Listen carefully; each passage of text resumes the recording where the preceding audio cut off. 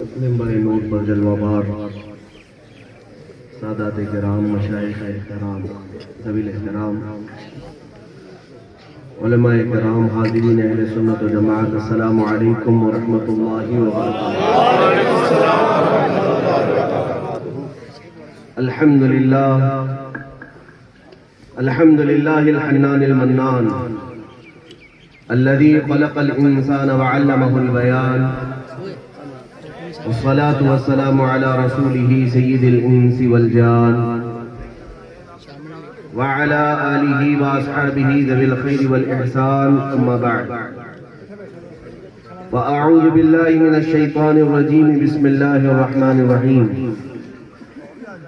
من يطع الرسول فقد أطاع الله ومن تولى فما أرسلناك عليهم حفيظا، صدق الله مولانا العظيم وبلغنا رسوله النبي الأمين المتين المختار الكريم، ونحن على ذلك من الشاهدين والشاكرين والحمد لله رب العالمين۔ بارگاہ رسالت و آپ صلی اللہ تعالی علیہ وسلم میں درود پاک کا ہدیہ پیش کریں۔ اللهم صل على سيدنا مولانا محمد معدن الجود والكرم وآلہ وآصحابہ الکرام وفیہ الکریم وبارک وسلم صلاة دائمة سرمدا ابدا۔ عزیزان گرامی وقار، بڑی خوشی اور مسرت مجھے حاصل ہے کہ آج پہلی مرتبہ جموں اور کشمیر کے اس علاقے میں ہم نے آپ کے ساتھ شرف ملاقات حاصل کیا ہے۔ اللہ تبارک و تعالیٰ آپ کو ہمیشہ خوشحال اور سلامتی کے ساتھ رکھے۔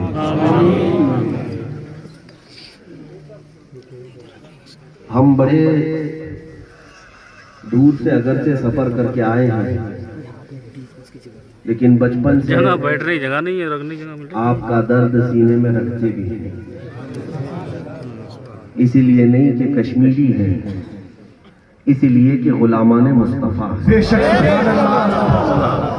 میرے نبی پاک صلی اللہ تعالی علیہ وسلم کا غلام مشرق میں ہو یا مغرب میں ہو، شمال میں ہو یا جنوب میں، اگر اسے کانٹا بھی چبھے تو دوسرے مومن کو حق پہنچتا ہے کہ اس کا درد اسے بھی ہو۔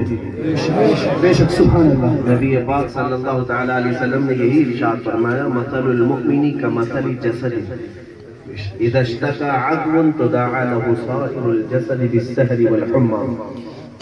نبی پاک صلی اللہ تعالی علیہ وسلم ارشاد فرماتے ہیں، مومنوں کی مثال ایک جسم کی طرح ہے، اگر ایک عضو کو تکلیف ہو جائے تو پورے جسم میں بخار آ جاتا ہے۔ بے شک کشمیر کا مسلمان تڑپے تو ممبئی کے مسلمان کو بھی تکلیف ہوگی، افریقہ کی سرزمین پر کوئی چیخے تو امریکہ کے مسلمان کو بھی درد ہو، تبھی تو اسے کہا جائے گا کہ یہ ایمانی رشتہ سلامت ہے۔ اور اگر تکلیف اور درد نہیں محسوس ہوتا تو اس کا مطلب ہے کہ ایمان میں کمی ہے، ایمان میں کمی ہے۔ ایمان والا ہوتا یہ ہے کہ ہندوستان میں سب سے پہلے آنے والا ایک نوجوان، جانتے ہیں آپ، جو لشکر لے کر کے سب سے پہلے آیا تھا، 19 سال کا جوان تھا۔ کس بات پر آیا تھا جانتے ہیں؟ سندھ کے ایک راجہ نے چند مسلمان عورتوں کو قیدی بنا لیا جو حج پہ جا رہی تھی۔ اس کے غنڈوں نے ان کے ساتھ لوٹ مار کیا، عزت پہ حملہ کیا۔ ان عورتوں نے آواز میں اتنا کہا تھا، کوئی ہمارا عرب بھائی ہے جو ہماری عزت کی حفاظت کرے۔ کوئی تجارت کرنے والے اس وقت عرب کے لوگ آئے تھے، واپس جا کر وقت کے گورنر کے پاس وہ حالات سنا رہے تھے کہ سندھ کے راجہ نے بڑا ظلم مچا رکھا ہے۔ تو اس گورنر کا بھتیجا 19 سال کا نوجوان سامنے سے گزر رہا تھا، اس نے حالات سنے، سندھ میں کیا ایسی ظلم اور بربریت ہوتی ہے؟ تو اس نے پوچھا، یہ سندھ کتنی دور ہے عرب سے؟ اس زمانے میں بتایا کہ تقریباً یہ 4000 کلومیٹر کا فاصلہ ہے۔ لیکن اس 19 سالہ جوان نے وہیں کھڑے ہو کر کہا لبیک یا اختی، اے میری بہن میں تیری مدد کے لیے آتا ہوں۔ سبحان اللہ۔ عرب کی سرزمین سے اس نوجوان نے پکارا اور 10,000 کا لشکر لے کر سب سے پہلے جو سندھ کے علاقے میں آیا وہ چند عورتوں کی عزت بچانے کے لیے آیا تھا۔ جنوں کا ہے نہیں ویوز کے نہیں آیا تھا۔ محمد بن قاسم۔ میرے عزیزو، یہ ہے ایمان کی دولت کہ اگر ہند میں کوئی آواز اٹھائے تو عرب پریشان ہو۔ یہ آج کے عربوں کو دیکھ کر کے مت سمجھنا کہ حقیقی عرب ہے، یہ تو یہودیوں کے پٹو ہیں، یہودیوں کے غلام۔ نام سعود ہے تو کیا ہوا، اصل یہود ہے۔ میرے عزیزو، جن کو نہ فلسطین کا درد ہے، نہ شام کا درد ہے، نہ یمن کا درد ہے، انہیں تکلیف ہے تو پھر اسرائیل کے بچوں کی تکلیف ہے۔ یہ ایمان کی علامت نہیں ہے۔ مومنین پوری دنیا میں تڑپ رہے ہیں، عراق جا کر کے دیکھو جنازے اٹھانے والے لوگ موجود نہیں ہیں۔ میرے عزیزوں، آپ سے بھی میں یہی کہنا چاہوں گا، میں نے گفتگو شروع ہی اسی بات سے کی ہے، ایمان کا تقاضا یہ ہے کہ دوسرے مومن کا درد اپنے سینے میں رکھے، ورنہ مطلبی انسان مومن نہیں ہے۔ سیلفش آدمی جو صرف اپنی دیکھے اور اپنا گھر سیف رکھے، اس کا ایمان نہیں ہے۔ ایمان تو یہ ہے، میرے آقا صلی اللہ تعالیٰ علیہ وسلم نے ارشاد فرمایا، اگر تم پیٹ بھر کر کھا کر سو رہے ہو اور تمہارا پڑوسی بھوکا رہا تو تم کامل مومن نہیں ہو سکتے۔ حضور صلی اللہ تعالیٰ علیہ وسلم نے فرمایا، تمہارا پڑوسی اگر بھوکا سویا اور تم پیٹ بھر کر کھا کر سو گئے تو ایمان تمہارا مکمل نہیں ہے۔ یہاں تک کہ رسول کریم صلی اللہ تعالیٰ علیہ وسلم نے یہ بھی ارشاد فرمایا، اگر کبھی تمہارے گھر گوشت کا سالن بن رہا ہو، گوشت کا سالن بن رہا ہو تو تھوڑا پانی زیادہ ڈال لو، سالن بڑھ جائے، اس لیے نہیں کہ تم شوربہ کھاؤ، بلکہ حضور نے فرمایا اس لیے کہ تاکہ تمہارا پڑوسی بھی تمہارے سالن میں کچھ کھا سکے۔ یہ ایمان کی علامت ہے میرے عزیزوں، دوسروں کا درد اپنے سینے میں رکھنا یہ ایمان کی علامت ہے۔ اور نبی پاک صلی اللہ تعالیٰ علیہ وسلم نے اپنے اخلاق حسنہ سے ہمیں یہی سکھایا بھی ہے۔ حضور صلی اللہ تعالیٰ علیہ وسلم اپنی آرام کی خاطر کبھی اللہ کی بارگاہ میں نہیں روئے، طائف میں پتھر کھا کر اپنے زخموں کے لیے کبھی نہیں روئے، لیکن حضور پاک کے آنکھوں سے اگر آنسو نکلے ہیں تو اس غریب امت کے لیے نکلے، اس غریب امت کے لیے۔ جب حضور پاک صلی اللہ تعالیٰ علیہ وسلم کی روح قبض کرنے کے لیے فرشتہ آیا، ملک الموت، نزع کا وقت ہوتا ہے، جانتے ہیں سکرات کا وقت کتنا سخت ہوتا ہے۔ یہ وقت وہ ہوتا ہے کہ باپ بیٹے کو نہیں پہچانتا، بھائی بھائی کو نہیں پہچانتا، لیکن رسول پاک صلی اللہ تعالیٰ علیہ وسلم نے اس حالت میں بھی ملک الموت سے یہ پوچھا، یہ سکرات اور یہ نزع کی جو تکلیف ہے بہت سخت ہوتی ہے، اے اسرائیل کیا ایسی تکلیف میری امت کو بھی دی جائے گی؟ حضور پاک صلی اللہ تعالیٰ علیہ وسلم نے اس وقت بھی اپنی امت کا درد محسوس کیا۔ اسی لیے ہم کہتے ہیں میرے عزیزوں، اس بھری کائنات میں ہمارے درد کو اور ہمارے غموں کو سمجھنے والا اگر کوئی ہے تو صرف مکین گنبد خضرا۔ اس لیے تم کیوں اس کی جے وجے میں پڑے رہتے ہو؟ کبھی اس کی غلامی، کبھی اس کی غلامی، پوری زندگی غلامیوں میں گزر گئی، لیکن یہ آقا تمہارے پوری زندگی راضی بھی نہیں ہو سکے، تمہیں بیلوں کی طرح گدھوں کی طرح استعمال کرتے رہے، لیکن نہ یہ تمہیں دنیا کی راحت دے سکے نہ آخرت کی۔ کاش اس مصطفیٰ کریم کے قدموں میں ایک بار اپنی گردن رکھ دیتا۔ حضور پاک صلی اللہ تعالیٰ علیہ وسلم کا معاملہ تو یہ ہے، ان کے ہاں جو ایک مرتبہ آ گیا، جس نے اپنا ہاتھ ایک بار اس در پاک پر رکھا، پھر ہم نے دیکھا ہے چاہے وہ حبشہ کا بلال ہی کیوں نہ ہو، لیکن میرے مصطفیٰ نے اسے کعبے کی چھت پر بھی چڑھا دیا۔ سبحان اللہ۔ ان کے جو غلام ہیں وہ دنیا میں بھی عزت سے ہیں اور آخرت میں بھی عزت سے ہوں گے۔ آج کشمیر میں آیا ہوں میرے عزیز ہوں، کہاں ممبئی کہاں کرناٹک کہاں، لیکن آپ نے جو یہ عزتیں اور یہ جو محبتیں میرے ساتھ پیش کی ہیں، یہ اس لیے نہیں ہے کہ میں کسی بڑے نیتا سے تعلق رکھتا ہوں یا صرف گورنمنٹ کا کوئی آدمی ہوں۔ آپ کی یہ جو عزتیں ہیں وہ صرف اس لیے کہ میری نسبت حضور کی غلامی سے، جب تک بکے نہ تھے تو کوئی پوچھتا نہ تھا. یا رسول اللہ تم نے خرید کر ہمیں انمول کر دیا. اسی لیے بڑی معذرت کے ساتھ نعت خواں کو اگر تکلیف ہوئی ہو تو میں معذرت چاہتا ہوں. یہ ممبر ہے, ہمیں جو عزت ملی ہے وہ حضور کی بدولت ملی ہے. بے شک بے شک. اور یہاں تعریف ہو تو صرف سرکار کی تعریف. ہم جیسے لوگ تعریف کے قابل نہیں ہیں. ہماری حیثیت اتنی ہی ہے, ایک پاؤں اگر اٹھا لیے تو دوسرا پاؤں اٹھا نہیں سکیں گے. ایک پاؤں پر اگر کھڑے ہو گئے, اگر کسی نے کہہ دیا دوسرا بھی اٹھاؤ تو سر کے بل گر جائیں گے. ہماری حیثیت اتنی ہے, ہم تعریف کے قابل نہیں ہے. ہماری جو کچھ بھی تعریف ہے وہ غلامی مصطفیٰ کی وجہ سے. اسی لیے ارے میرے عزیز نعت خوانوں سے بھی میں کہتا ہوں, چھوڑو یہ سب حالات. کیا حضور کے اوصاف کم ہیں تعریف کرنے کے؟ نبی پاک صلی اللہ تعالیٰ علیہ وسلم کے اخلاق کم ہیں تعریف کرنے کے لیے؟ ایسے لاکھ اسٹیج بھی میرے حضور کا ایک چہرہ بھی نہیں پیش کر پائے.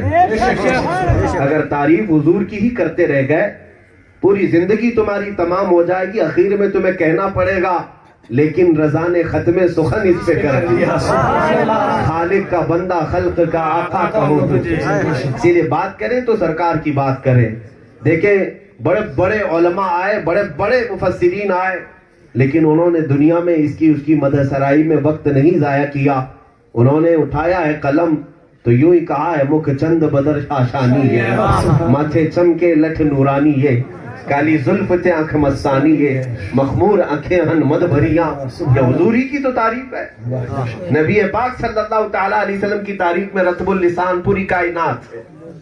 اور ایک بات میں پکی بتا کر جاؤں, اگر اپنا نام و نشان اس زمین پر چھوڑ جانا چاہتے ہو تو نہ گھر سے نشان باقی رکھ سکتے ہو, نہ تمہاری کھیتی باڑی سے, نہ تمہارے گورنمنٹ کے کسی عہدے سے.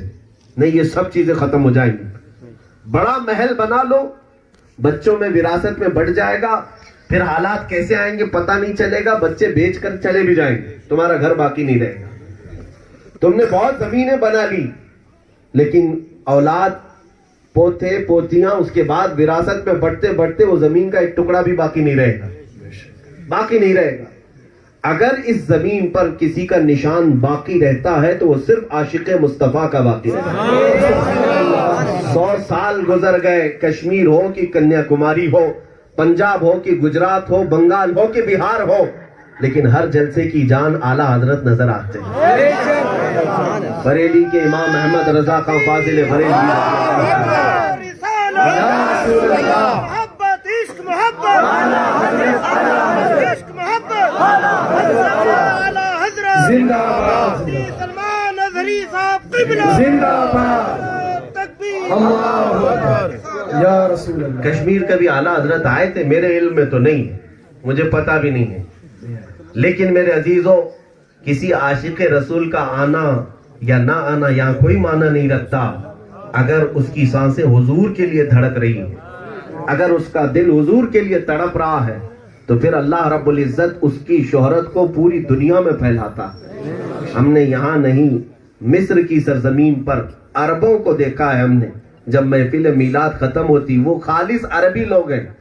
کسی مجلس میں ہم پہنچتے, مجلس ختم ہونے کے بعد ہمارے خود اساتذہ جو مصر کے ہیں وہ کہتے تم ہندی ہو, ہندوستانی ہو؟ کہتے ہاں ہندوستانی. کہتے وہ والی چیز پڑھو, مصطفیٰ جان رحمت پہ لاکھوں. ہم پڑھ بھی دیتے. اخیر میں ہم پوچھتے کیا آپ کو یہ کچھ سمجھ میں آتی ہے؟ اردو کے اشعار ہے, کچھ سمجھ آتی ہے؟ وہ کہتے سمجھ تو نہیں آتی لیکن ایک عاشق کی زبان ہے, ایک عاشق کی زبان ہے. میرے عزیزو, یہ ہوتی ہے عشق مصطفیٰ کی دولت. عشق مصطفیٰ کی دولت وہ ہر دل میں گھر کر جاتی, ہر دل میں گھر کر جاتی. پہلے میں سوچتا تھا پڑھائی کے زمانے میں کہ صحابہ کرام مدینے سے نکلے, افریقہ گئے, اسپین گئے, یورپ گئے, زبانیں الگ. افریقہ والے تو ایسے لوگ تھے کپڑے پہننا بھی نہیں جانتے, لیکن صحابہ نے انہیں اسلام کیسے دیا, انہیں حضور پاک صلی اللہ تعالیٰ علیہ وسلم کا غلام کیسے بنایا, وہاں اسلام کی تشہیر کیسے ہوئی, سوچنے میں نہیں آتا. وہ عربی لوگ ہیں خالص, اور یہ افریقہ کے لوگ, زبان کا زمین آسمان کا فرق, کچھ نہیں سمجھ میں آتا. لیکن پھر بھی دولت اسلام سے مشرف آج افریقہ کا ہر خطہ نظر آتا ہے, امریکہ بھی. یہ صحابہ اکرام جب جاتے تھے تو کیا چیز, ان کے پاس ٹرانسلیٹر کون ہوتا تھا؟ کون ٹرانسلیٹر ہوتا تھا جو ان کی زبان کو ترجمانی کر کے سامنے والوں کو اسلام بتاتا تھا؟ کچھ نہیں. میں نے بات سوچا, بہت تحقیق کیا, پتہ ہے چلا کہ صحابہ تنہا آتے تھے اجنبیوں کے درمیان, اور انہی کے درمیان اسلام کو پھیلاتے بھی تھے. آخر وہ کون سی زبان ہے؟ میرے عزیزوں, بڑی تحقیق کے بعد پتہ چلا نبی پاک صلی اللہ تعالی علیہ وسلم کی محبت میں وہ تاثیر ہے کہ اگر ان کا غلام پتھر سے بھی کہتے تو وہ مسلمان ہو. نعرہ تکبیر, دونوں ہاتھوں کو بلند کر کے نعرہ تکبیر, نعرہ رسالت, نعرہ رسالت. عشق و محبت, عشق و محبت, عشق و محبت, عشق و محبت. تاجدار ختم نبوت, تاجدار ختم نبوت. آئیے اب میں اسی سلسلے میں عرض کرتا ہوں, رسول پاک صلی اللہ تعالی علیہ وسلم کی اطاعت کے متعلق قرآن نے کتنی تاکید سے کہا, من یطیع الرسول فقد اطاع اللہ. جو رسول کی اطاعت کیا, فرما برداری کیا, گویا کہ اس نے اللہ کی فرما برداری کی. بعض لوگ یہاں پر یہ سمجھتے ہیں کہ اللہ اللہ کرے اور حضور پاک صلی اللہ تعالی علیہ وسلم کو صرف بڑا بھائی کی حیثیت دیں. نعوذ باللہ من ذالک. تم نے سمجھائی کیا ہے؟ جنہوں نے حضور کو پیامی سمجھا, ایک ڈاکیے کے برابر سمجھا, پیغام پہنچانے والا ایک محض پیامی سمجھا, تمہاری حیثیت ہی کیا ہے جو مصطفیٰ کریم کو سمجھ سکو؟ نبی پاک صلی اللہ تعالی علیہ وسلم کی حقیقت سوائے رب ذوالجلال کے کوئی نہیں جانتا. عزیزان گرامی وقار, آج میں آپ کو بتاتا ہوں کہ اگر اللہ تبارک و تعالیٰ کی بارگاہ میں قرب چاہتے ہو, اللہ تعالیٰ کے قریبی بننا چاہتے ہو, یا کوئی ولایت کا بڑا درجہ بھی حاصل کرنا چاہتے ہو, تو ایک ہی راستہ ہے. والا حضرت نے فرمایا, بخدا خدا کا یہی ہے در. بخدا کا مطلب قسم خدا کی, خدا کا یہی ہے در, نہیں اور کوئی مفر مکر. سبحان اللہ. مفر کہتے بھاگنے کی جگہ, مکر کہتے ٹھہرنے کی جگہ. حضور کو اگر چھوڑو گے تو نہ بھاگنے کی جگہ ہے نہ ٹھہرنے کی جگہ ہے. کوئی نہ بھاگنے کی جگہ ملے گی پوری دنیا میں, اور نہ ٹھہرنے کی جگہ ملے گی حضور کو اگر چھوڑے. اور پھر سنو, جو لوگ یہ دعویٰ کرتے ہیں کہ یہ طریقت والے لوگ ہیں, یہ طریقت والے لوگ ہیں, یہ ڈائریکٹ اللہ تک پہنچے ہوئے ہیں, ان کو نمازوں کی اب ضرورت نہیں ہے, یہ خام خیالی ایسے زندیق لوگ ہیں, یہ دین کے گنڈے لوگ ہیں. میرے عزیزوں, کوئی ایسی طریقت ہے ہی نہیں جو میرے مصطفیٰ کی شریعت کو چھوڑ کر آ سکے. خدا خدا کا یہی ہے در, نہیں اور کوئی مفر مکر. آگے سنو, اعلیٰ حضرت کتنی پیاری بات فرماتے ہیں, جو وہاں سے ہو یہیں آ کے ہو. جو اللہ کی بارگاہ میں کسی کو پہنچا ہوا اگر دیکھا بھی آپ نے تو سمجھ لینا کہ یہ حضور کے دربار سے ہی گیا ہے. جو وہاں سے ہو یہیں آ کے ہو, جو یہاں نہیں تو وہاں نہیں. اگر حضور کے دربار میں آ نہ سکا, تھوڑی دیر کے لیے تمام چیزیں روک لیں, جو حضور کے دربار میں آ نہ سکا وہ اللہ تبارک و تعالیٰ تک ہرگز نہیں پہنچ سکتا. اسی لیے میرے عزیزوں, قرآن پاک میں اللہ تعالیٰ نے محکم طریقے سے فرمایا, قل ان کنتم تحبون اللہ فاتبعونی یحببکم اللہ. اے رسول آپ فرما دیں, اگر تم اللہ سے محبت کرنا چاہتے ہو تو آؤ میرے پیچھے چلو. حضور کو اللہ تعالیٰ نے فرمایا, آپ فرما دیں اپنے غلاموں سے کہ میرے پیچھے چلیں, اور حضور کے پیچھے چلنے سے ہوگا کیا؟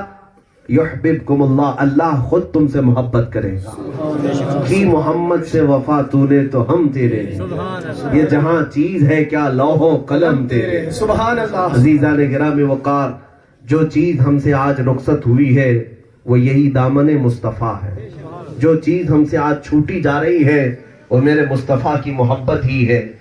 میں بڑی ذمہ داری کے ساتھ کہہ رہا ہوں کہ آج مقام و مرتبہ تم نہ طاقت سے حاصل کر پاؤ گے,